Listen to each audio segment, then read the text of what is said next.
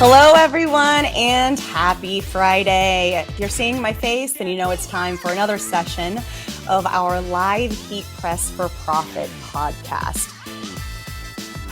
I'm very excited for this, as everybody should be, because today's topic or questions have come directly from our Heat Press for Profit Facebook group. I had to figure out what all the words were.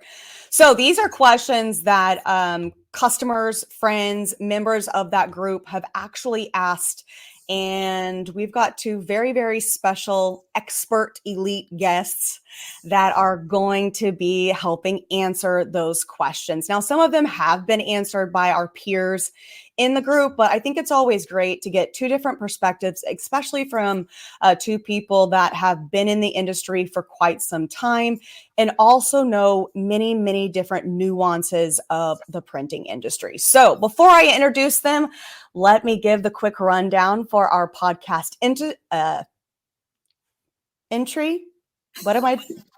It's a Friday and it was a short week. So yay. Okay, so here we go. Welcome to the Heat Press for Profit podcast, your go-to resource for everything related to your apparel decoration business success. Thank you for joining the team at Stahls and listening to topics that come straight from the heart of the apparel decoration community. We'll discuss lucrative business strategies, insider tips, technology, advancements, and cutting-edge trends. Whether you're a seasoned entrepreneur or just starting your business, this podcast was designed to provide invaluable insights, how-to perspectives, and inspiring stories from our industry experts and apparel decorators just like you. Our guests today are two people, Jennifer Johnson and Danny Marcario.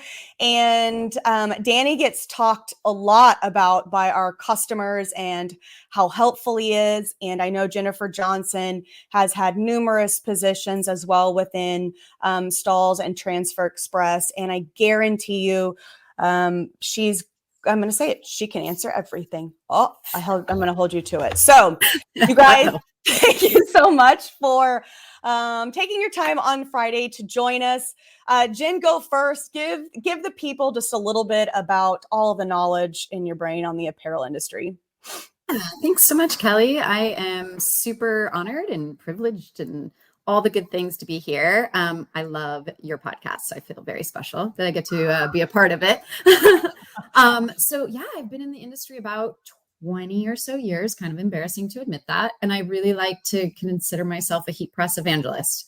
I love heat transfer technology. I can't shut up about it. I will scream it from the rooftops. If you are new to the decorating industry, this is where you need to be. It is especially the exciting things that have happened in our industry over the last, 2 to 5 years. It's just revolutionized what you can do with apparel and accessories. And I'm just so excited to be a part of it. So yeah, hopefully I'll be able to answer some questions, some burning questions. Danny, you're up. Yeah, my name is Danny Marcario. Thanks again for having me on, Kelly. It's great to be here. And I've been in and out of this industry in many different ways since 1999. So it's been about 25 years, most of it in the team sporting goods side of things, but certainly on the production side. I was in sublimation production for a little while, sales, all different types of decoration methods. I've been exposed to it one way or another. So a lot of time on many different sides and collaborating with a lot of great people. So yeah, it's been quite a wild ride, especially with heat printing. It's changed a ton over the last couple decades. So with that, you guys got just a little bit of background. And if you've been, attending shows or you've had the pleasure to be able to interact with either one of these experts, then you know that they're going to be as honest, as helpful. And at the end of the day, we just want to see you succeed. It's not about, hey, this is where you need to go because this is the company that we work for. This is truly about making sure that we give you the best information to truly help guide you. So as we go through some of these questions that are from the Heat Press for Profit Facebook group, please also feel free to pop them in the comments, and we will do our best to get to those if we have time. If not, you know what? That's always a great time for me to beg these two to come back on and we can do another session. But I'm pretty sure we will have some time. So now's the time to get 2 or 3 if you want my opinion as well. So let's start off, which there is no particular order on, kind of how these questions are going to go. But one I think is really big is when your customers come up and they say, I want screen print. Do they really know the difference between screen print or heat transfer or DTG or even sublimation? They just know screen print as kind of like what a Kleenex is. Kleenex is a brand. It is a tissue that people are needing. So in this particular case, if somebody sends you art that is multicolor, you're not going to screen print it, and you have a solution for something else. How do you explain to customers that what they think is screen print isn't actually screen print? Does it matter? Is there a way to kind of keep the negative notion that heat transfers are bad because, of what they were in the 90s? What is your opinion on that, you guys? You want me to go first, Danny? You want to go first? Go ahead, Jen. All right. So I think first and foremost, that's a great question that we get asked so much. How I answer this question would probably be very different even 5 years ago than it is today. I think with so many new people and younger generations entering the apparel industry and the decorating industry and the customization industry, and even at the retail level, long gone are those days of that negative connotation associated with the Farrah Fawcett, Jersey Shore, bulletproof transfers that crack and peel and just are gross, right? And heavy. The technology has come so far that really people, sometimes I even get, and I consider myself an expert, I will go into stores with my daughter and I'm sitting there looking at the decoration like, oh, is this, screen print or transfer, and it's really hard to tell the difference. I also am a firm believer in less is more. So with a lot of your end users and your customers and your clients in your shop, or if you're just a side hustle starting this business, less is more, right? We are so mired in analysis paralysis and so many options, and it like floods us. And they don't really need to know unless they specifically ask. I am not about sharing. I am going to represent their logo and their artwork in the best possible way I know how as a business owner, at the right price, in the time frame that they need, and in their budget. And if that means heat transfer, so be it. With the caveat, you must have the confidence that the heat transfer is going to be durable and long lasting and of quality, right? Because there's nothing worse than giving a customer an order and the transfers start falling off, right? So what does that equate to? A quality heat press, making sure that you're following the recipe. All of those factors go into it. But as long as you've got all those boxes checked, I see no issues with utilizing heat transfer and really not saying anything to the customer. Danny, do you have a different opinion? That was a great response. The only things I would add is there is a level of leverage that you have here. If you understand the industry and what's going on in screen print or the other decoration methods, you know that they don't have as many outs to get that particular item decorated. And if you know those things, then you can use that as leverage in the decoration that you're offering, right? And that usually has thresholds to it. So like an example with screen print, maybe it's the amount of colors and the quantity that a screen printer would even take on to accomplish that particular print job. And if you have that knowledge ahead of time and they want 20, 30, 50 pieces, then for a fact they're not going to get it done any other way or with another decorator, and your solution is going to be the better one because you have that knowledge behind you. So that's certainly valuable. I love it. So when we go through some of these questions, I'm going to do my best to try to group them in categories. So we're not going from business, markets, product all over the place, but there might be some skipping around. So one thing that I kind of wanted to dive into was I've seen a lot of questions more recently on our podcasts, webinars, and in the group in regards to cutters. And I have to say that makes me so excited because I am a lover of special, unique HTV. I think it's a huge bonus that people can offer if they're already using a heat press. Yes, there might be some cutting and weeding involved, but the type of special effect, like this is chroma twill. This is our silver chroma twill, and you just cannot get this effect with anything else. This is an HTV. It is cut. It has texture to it, and you can tell that it has a little bit of a metallic and in person kind of a pearlescent look as well. So for cutters, this is going to be a two-part question. What do you recommend somebody kind of evaluate when they have a craft cutter needing to go to a larger cutter or an industrial cutter? And then also for somebody that isn't cutting, but they want to get into it, what's your recommendation? Do they start with a craft cutter or do they start with, something that's got a little more grit to it? Yeah, these are great questions. So what I look at is if you're going to get into cutting, you're likely going to start with something small, maybe a craft cutter or something that you put on the desktop. And when you determine, or when you're finding out, okay, I need to upgrade my cutter, it's usually you're hitting a capacity. You're not able to get your jobs done fast enough. Maybe the materials you're cutting are too difficult to cut. All of those things hit a capacity, and you go, I want to be faster, and I want to do all these things better and make my product look better. And so the things that you would ask yourself is, one is the capacity. Two is, do I have the space for a bigger cutter in my shop? Can I fit it? What are the benefits of this cutter? If I make this investment, how much put through and, how much more money am I going to make with this? Is it going to help me overall?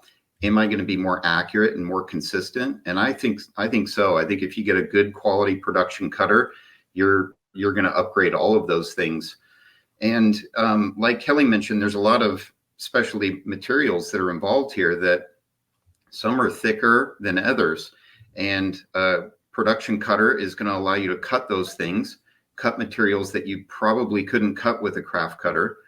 And it's going to give you those advantages. And that's kind of the things I would look at or give advice on as to why would I invest $1,800 or $2,000 into a cutter if I'm not going to get these benefits out of it? And I think more often than not, you will. And I think there's a ton of profits that come from it. And even taking this down to a little bit more of a granular level of what you can do, names and numbers are extremely profitable.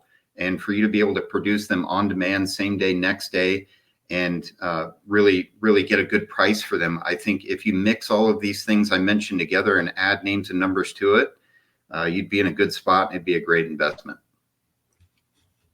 Yeah, to piggyback on what Danny says, I equate a craft cutter to a hobbyist.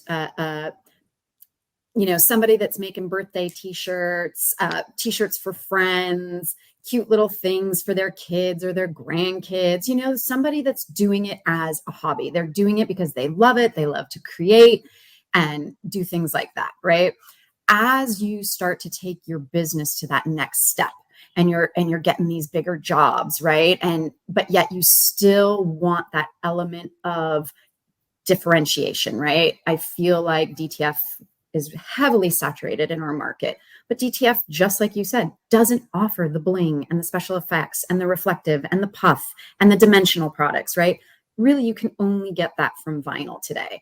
So stepping up from what we call a step motor, right? A step and repeat motor on like a craft cutter, a Cricut or something like that, into a servo motor, which is an industrial cutter. the speed, the accuracy, the thicker items you can cut, right? You all of a sudden just open up so much more capacity and capability in your business. And that really kind of takes you from that hobbyist or side hustle or just doing things for fun to really that next step in your business. And I think it's hugely beneficial. I also want to add to that, because I think one of the biggest things is if your business is based on quantity, you don't take onesies, twosies, maybe you even like loathe taking 6 pieces, then you're going to spend more time setting up and running your cutter for a quantity order than you would just putting in a little bit of money and getting the efficiency and the speed out of an industrial cutter or a servo motor. And if it's one of those things where, you know what, maybe you have an Etsy business, and there is nothing to be said that you can't have a successful Etsy business creating onesies, twosies, custom. There is nothing not taking that. The biggest thing is if you're doing one and you can keep that Cricut or that silhouette working on that one individual piece, then great. Because if I just need one, sometimes it is easier to use a craft cutter than setting up, getting out my roll, doing all of that for, I have a GraphTech and a silhouette. But I'll tell you what, 9 times out of 10, even if I'm only doing 1 to 3 pieces for samples or content, I want to use my GraphTech because I know I can sneeze and my design is finished being cut, especially using thicker materials like this chroma twill. And if I want to put a little bit of detail, I have more confidence that the GraphTech is going to achieve that versus fighting with the silhouette and not knowing why something didn't get cut and then troubleshooting it for 20 minutes. Right. Then at that point, I've already lost half an hour. So that's profit, all your profitability, right? Like money is time and time is money. And if this is a business that you want to stay in, then take that initial leap and get the industrial cutter, because the more you do it, the more efficient you can be, the quicker you're going to make your money back.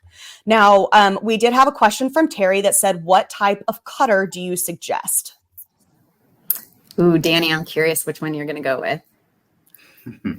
So really, I mean, the two that Stahls has as an example are Roland and GraphTech. They're excellent cutters. I think you could pick either one, and you're not going to go wrong with either of them.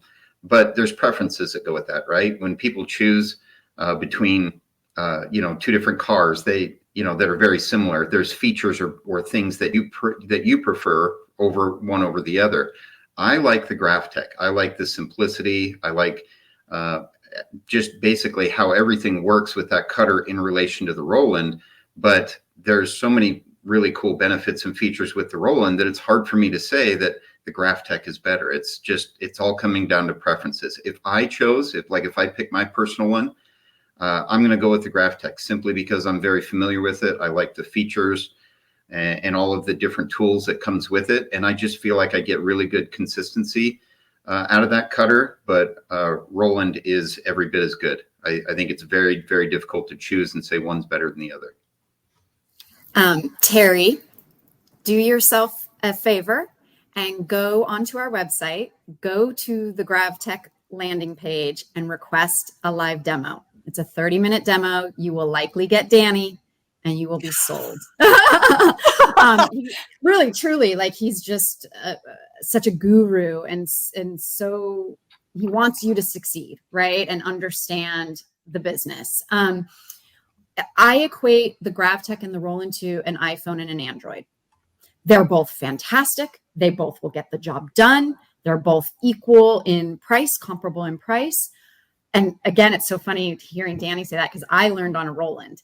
And so for me, a Roland is like the iPhone. It's just easy. You pull it out of the box, turn it on. It's super easy. GravTech to me has a slightly larger learning curve, but the new GravTechs blow the Rolands out of the water with all the features and the bells and the whistles and all the things that Danny's going to go over with you if you do take a live demo with him are just. So really, like Danny said, you cannot go wrong with either one of those cutters.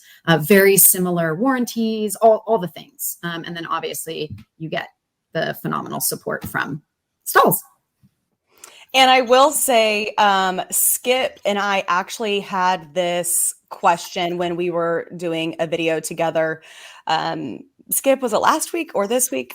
Don't know, it's running together, but you guys will be able to get his opinion on the cutters as well. And you can see, he said, you can get a quality cutter that isn't considered a craft cutter for not much more money than a Cricut or something similar. And I know that he's had his for years. So it's just great to see that going to that industrial cutter, there is confidence behind that from multiple different people, multiple different business types as well. And the really big thing, if you're going to, you know, whether you go with a Roland, a GravTech or something else, just make sure when you're doing your research, you're going from a step motor, which is a Cricut or a Silhouette, something that you can get at Joann's or Michael's, into what we call a servo motor. So a step motor, kind of the blades like go up real slow. A servo motor is real smooth. So just making sure that those are kind of your differentiators between what I would consider a craft versus a production. What is the best way to store transfers, and how long would you recommend them sitting on a shelf? And I say transfers very loose because there are so many different types available now. I love this question. We get asked it all the time, so I'm gonna jump in. So we stand behind a year, whether it's vinyl, our CAD prints product, our screen printed ink transfers, our DTF. I'm telling you guys off the record, even though this is being recorded, as long as you guys are storing them in airtight Ziploc poly bags, right? You can pick them up, Uline, cheap. Store your extra transfers in there, get the air out, seal them up, climate controlled room, right? Not too hot, not some hot garage or freezing cold, sub-zero weather. Years. Those puppies will last you years. And I always tell my customers, if you've got a stack of 20 transfers left over and you're storing them and you're ready to use them again, take the transfer from the top, one from the middle and one from the bottom, and test them. If they peel nice and clean and everything's, you're golden. Vinyl, same thing. If you're storing it in a climate controlled environment, vinyl really truly can last years.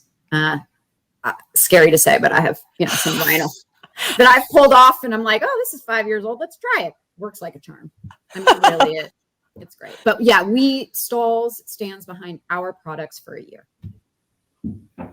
Yeah. So there's a lot of things that happen with, degradation over time with adhesives and things in these materials. And it's the safe play, of course, is a year or less, because then you're just ensuring that transfer is going to do what it's supposed to do within that amount of time. But like Jen said, many of these transfers can go much longer.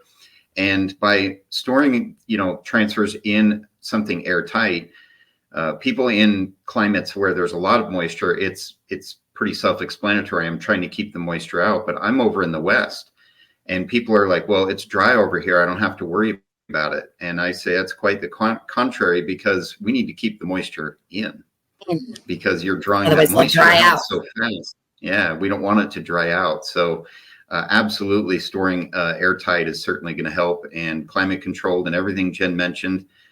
But keeping that window and cycling your transfers and just putting yourself in a position where you're going to have consistency is certainly a good idea. Love it. So this one has to do with some traveling. Been wanting to ask this question for a while now. To those of you who take your setup on the road to festivals, shows, sports events, etc. A, what is the pitch you make to the organization? B, how do you know what to bring, if not just the logo of the event organization you are working with? And C, is it worth doing these on the road events in the long run? Oh, Danny, I'm going to punt that to you. You are the road master. I could spend 3 hours on this subject alone. And I promise I won't. I'll condense it, I promise. When you approach the people coordinating the event, they're looking, if they want you there, they're looking for the value that you can provide, right? Like, what are you gonna provide the people that are gonna be here? And they want things that draw people there, that they're gonna have something exciting to see, or maybe there's a service that you add, right? And if you approach these coordinators and say, I would not go to them and say, hey, what does it cost to set up at your event? I would approach them with, hey, what would it take to set up at your event? This is what I offer. Show them the value of what you have there. And oftentimes they just want you there to help with the draw of the people. If you start with the question, what do you charge? Then they're automatically thinking, well, I could charge them this amount. When in reality, they would just want you there. Maybe they say, hey, if you come set up and provide this value and buy the staff of 5 some lunch, we'd love to have you. Something like that, right? But I'll give you an example of value. I used to do softball tournaments, so I'd show up with like 700 bats in my tent and everything. And I put up a sign that said that I do glove repairs and glove relacing, right? That added another element of service, or something that the people would be very excited about, right? And so how do we relate that to decorated apparel? Well, that could be an added feature, or something that you have at your booth that is an addition to what you have in apparel, right? So if you're setting up at the sporting goods event, you want to sell apparel there, and you know somebody that relaces gloves or has another service that could be a provider at that event, now you've added another level of value, and that coordinator is going to go, wow, I'd love to have you. That sounds really cool. Having apparel and a glove repair person, that would be awesome. But past the working with the coordinator, now we have to determine how, like if I'm going to go set up somewhere, like what are the things to consider? You certainly want to bring the apparel and the decoration. I think that's the easy part. The part that gets complicated is I'm going to an event that could be a couple 100 miles away. I don't know what the weather is going to be that day. I don't know if they have proper power. Do I have long enough power cords? Do I have all the tools I need? Do I have all the things do I have enough storage to get everything there that I need? These are all considerations that come in time and understanding the event that you're going to. But if you prepare ahead of time, you're certainly going to put yourself in a better position. And I think that these are extremely lucrative things to do. You want to get out there and set up at these events and make money. But you also want to make sure that you plan ahead on what that potential profit could be, right? So if you can look at this opportunity as, okay, it's going to cost me this much to get there. This is my cost of goods. This is what it's going to take to set up. And this is what my time is. And you feel like you can go to that event, cover those costs, and make a decent margin, then do it. But if you're on the fence, or if you think that margin's too thin, or you're very hesitant on the weather or some of these other things that I've talked about, then don't do it. Pick another spot, pick another event, and make that one work. Because the last thing you want is to drive 300 miles somewhere and you don't make any money, or you run into a weather problem or something like that. So you need to be prepared. Absolutely. So Danny, I think we might have another podcast topic.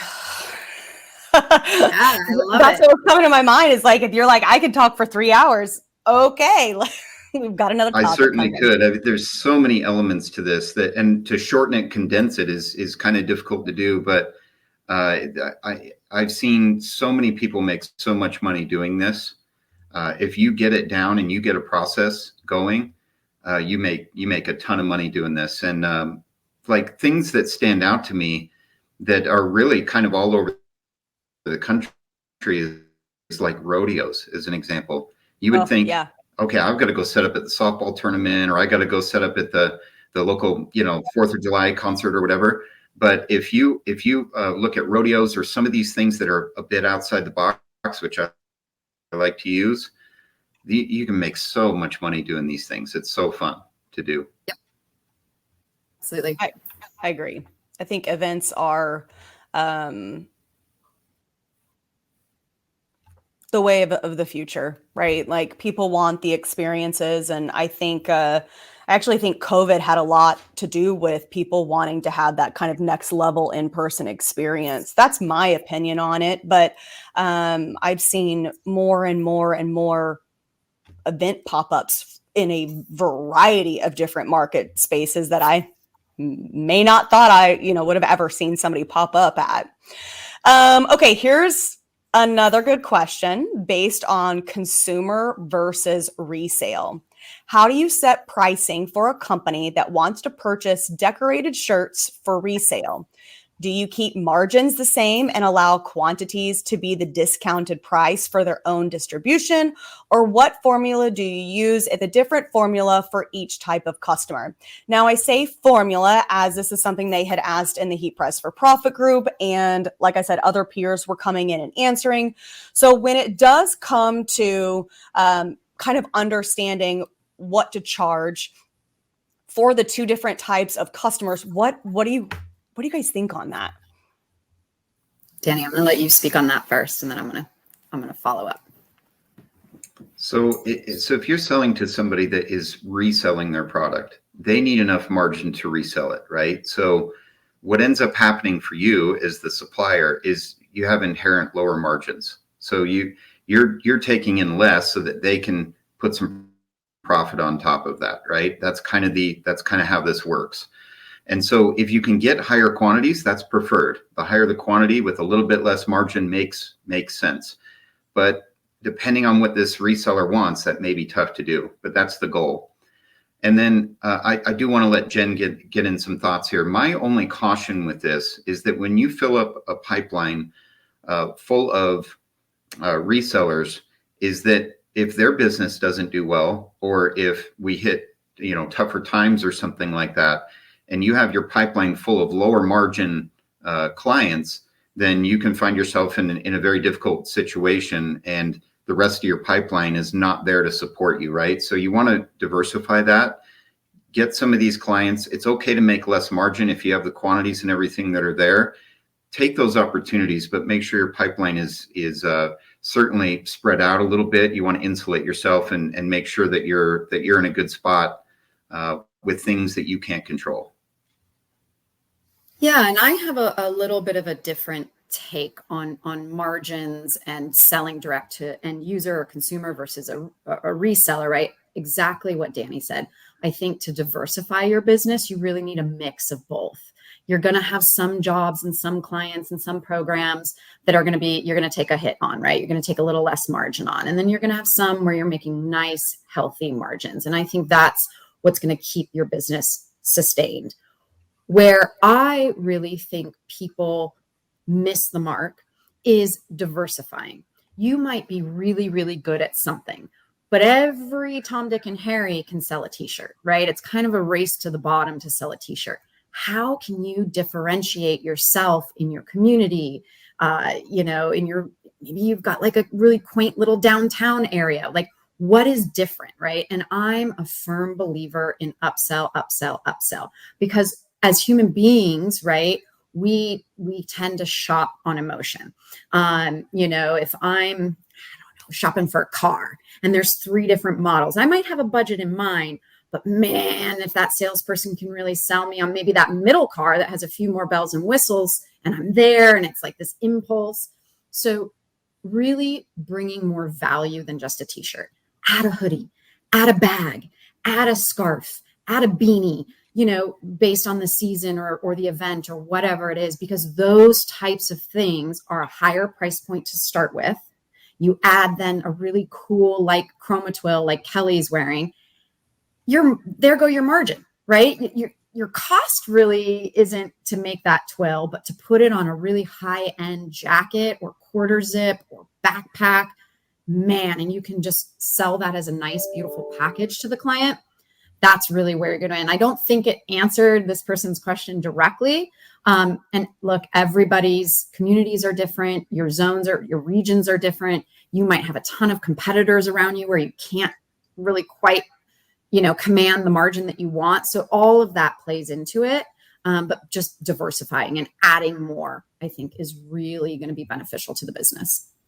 Yeah, I agree definitely with both takes on that, because at the same time, if you're selling yourself short, then you're not leaving enough room or cushion for things to happen in your business or to grow, or you're basically doing all the work and labor and they're turning around and being able to take, maybe they have a higher profit on it. I think the other thing with the selling with an experience or emotions, if you are selling at an event or you're in a brewery and you had a great time, or you see something that you really like because you're on vacation, people are going to pay more.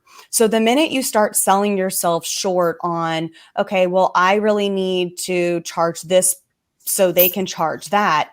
Well, if it's a good quality product, if it is something that is a little unique, they're going to love it.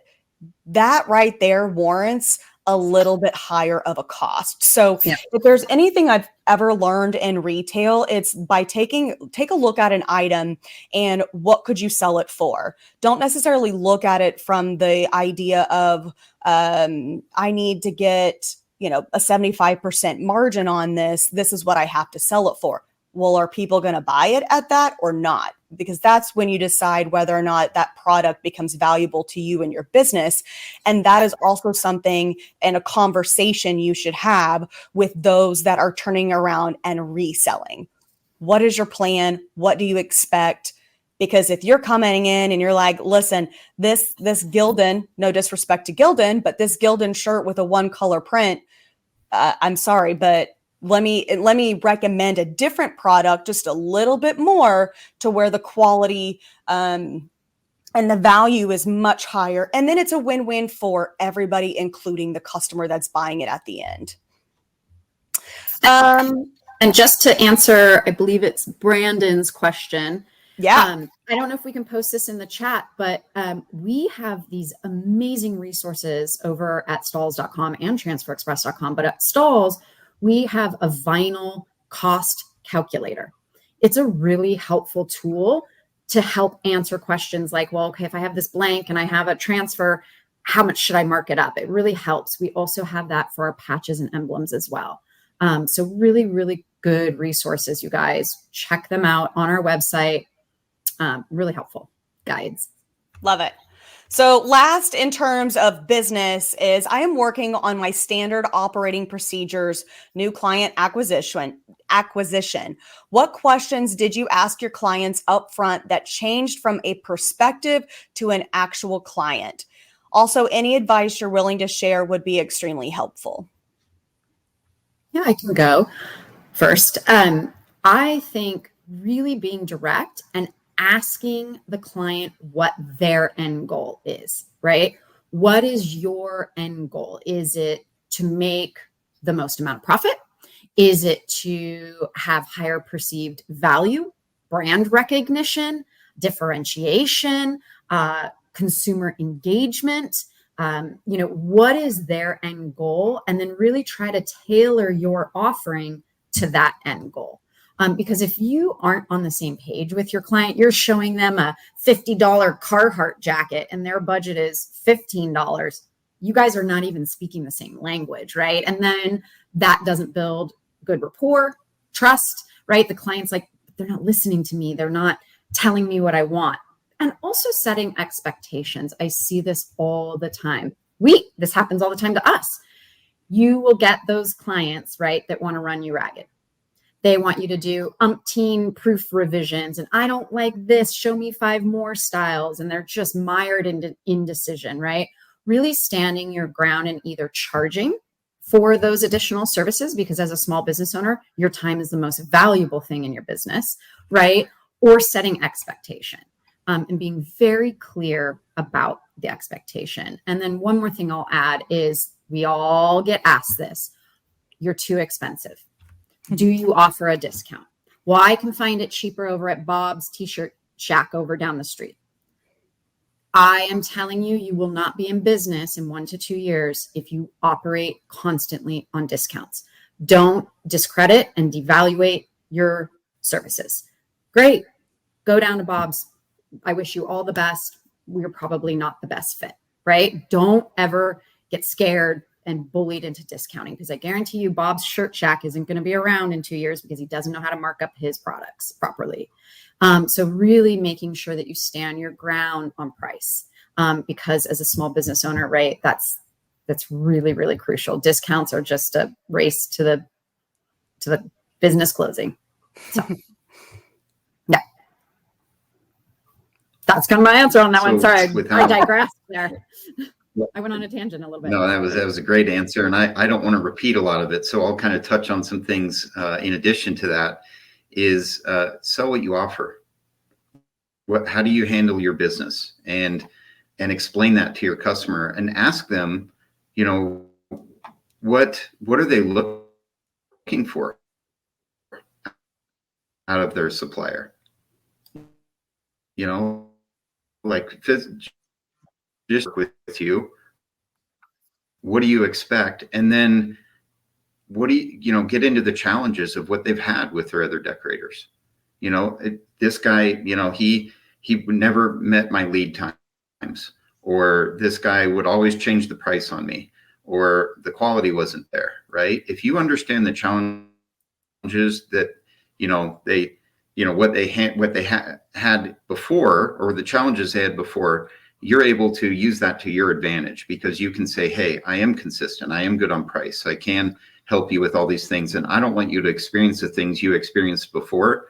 I can take care of that, right? So you touch on all those sore subjects that they had in the past. If they had them, you need to understand what they are. And then people work with you because it's you and what you provide and what you or people that work with you provide in your business. And I think there's more value in that than what people understand. Even if they pay a little bit more, it's because of the little things that you do. Like maybe in order to get them their product in time, you drove it out and delivered it to them. Or every time you put your product together and you put a little note in there that's a thank you card that makes them feel good about what they bought. Like all these little things that cost you next to nothing, that's what makes people want to buy from you. And I really, people get discouraged. They think, well, I have all this competition and I can't compete. You can, because you're the unique one. You're the one that is different than the others. And the value that you give is how you're going to win that business. Absolutely. Good answers. So because we are already at time, I'm going to wait to ask questions on product, because I feel like that is a whole other session that we could definitely do from other questions that have been asked in the Heat Press for Profit group. But for wrap-up purposes, I want to ask 2 questions to you guys. Which press is your favorite and why? And then the second is, what product do you feel any and every business can benefit from offering their customers? Want me to go, Danny? Yeah, go ahead. I got to think about that second question. That's a good one. All right. Hands down, the 360 IQ cap press.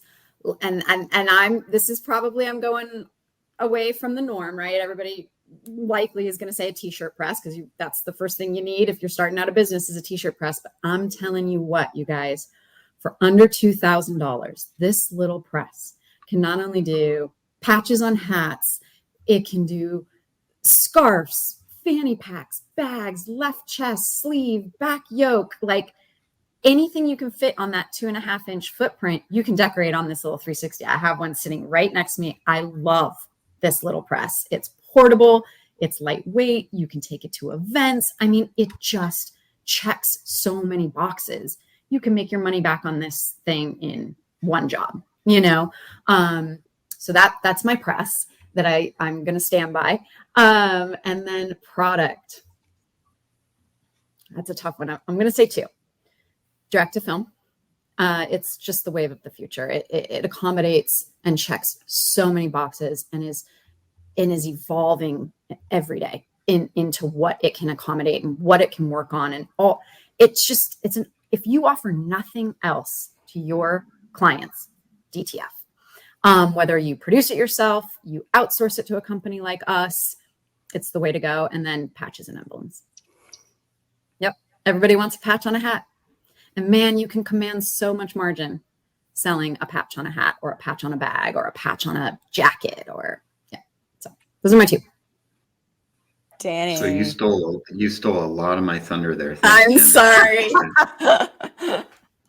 No, I did think about this question a little bit, and I'll start with the press. So absolutely, the hat press. I love that press, but my all-time favorite press out of the entire line is the 16 by 16 autoclam. It's lightweight. It's you can use it in any shop setting. It's super easy to use. It has everything you'd want out of a press. And that particular size, I just love the 16 by 16. So if I had to pick one that could do everything, I really like that one. As far as a product, I'll answer it like this. I think that there's so many different product offerings out there. I would look at how can you add more value to that product? Is there a certain process or a finishing touch or something that you add to that product? So for example, we've talked about, like how you can make your own patches, right? There's certain touches and techniques you could offer with that, okay, I'm doing DTF and a special effect transfer, but I made it that much more unique because I added a texture to it, or I added another element of color to it, right? It could even be with something like vinyl or DTF, is maybe you have a process that just makes polyester look amazing. You don't have as many scorches or heat boxes or issues with it. And so the product is part of it, but if you can make that product and put it in locations or come up with processes that work for you and that you have reliability behind, it makes that product that much better. So like I said, Jen stole my thunder, so I had to come up with something there that added to that, because I do think that some of that value certainly plays a part in this. And shout out to Skip. He's posting in the comments. So I want to kind of bring it to light. He is the master. If you guys are not part of our Heat Press for Profit Facebook group, run and join. He is the master at layering and combining different materials to make a patch, right? But a homegrown, what I call a DIY patch. So maybe you or the client doesn't have the budget, right? Or you can't meet the 25 piece minimum, but yet you can get really creative with your cutter. He is the master at it. He'll layer flock and foam and puff and and DTF and all these really cool effects to give it a patch look. You could do one. Now you can offer your client 1 or 6 or 12, right? You got to be a little careful as you start to get into mass volume. Skip does it really, really well. I don't know as though everybody could do it that well, but just stepping outside of the box, really, that's what differentiates you, right? So. Yeah, he mentioned combining materials. That's one of the little things, right? Combining materials, that it's nothing more than taking two things and making them have unique value to it. That's a whole new product. Yeah, it's a whole new product, and it's really the same thing that was already there. You're just adding your touches to it. There's a ton of value in that. Yep. For those of you that are watching this live, or maybe you're catching the replay on Facebook or YouTube, right there is the link to the Heat Press for Profit group that I've mentioned a couple times, and Jen just mentioned it as well. So on Facebook, go to group, search Heat Press for Profit. It is a sponsored by Stahls group. But the cool thing is it's a giant community, like I always talk about, of people in the industry, different markets, different skill levels, and everybody just contributes to helping each other grow.